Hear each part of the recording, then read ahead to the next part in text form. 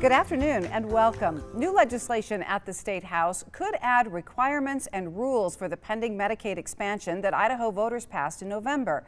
Critics of the proposed legislation say the bill directly contradicts what voters passed. But supporters say the proposed requirements might encourage people in the gap to become self-sustaining and eventually not require Medicaid.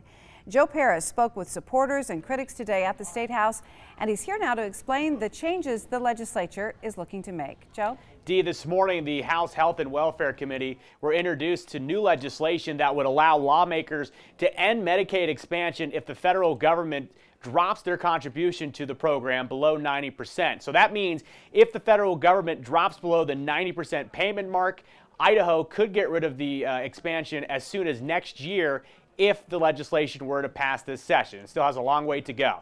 A Republican representative, John Vander Woody, he tells me that he introduced the legislation so that the state could protect itself in the case that the federal government does change their funding of the Medicaid.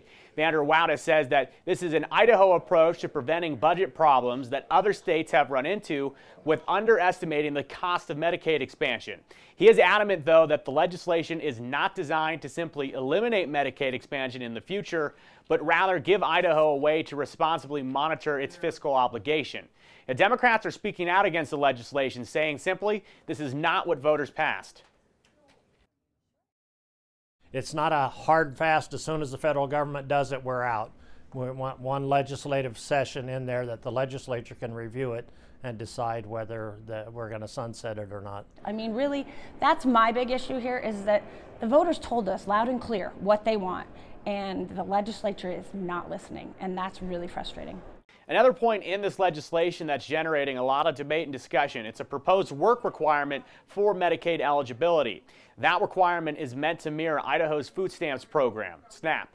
Now, the proposal is to require able-bodied Idahoans to work 30 hours a week in order to qualify for Medicaid coverage. However, there are a few exceptions to that requirement. Now, critics of the legislation also say that the cost to implement work requirements is what they say is a waste of money. If it were to pass, the state would have to spend about $1.5 million a year working to verify employment and then confirm eligibility for the tens of thousands of people in that so-called coverage gap. Dee?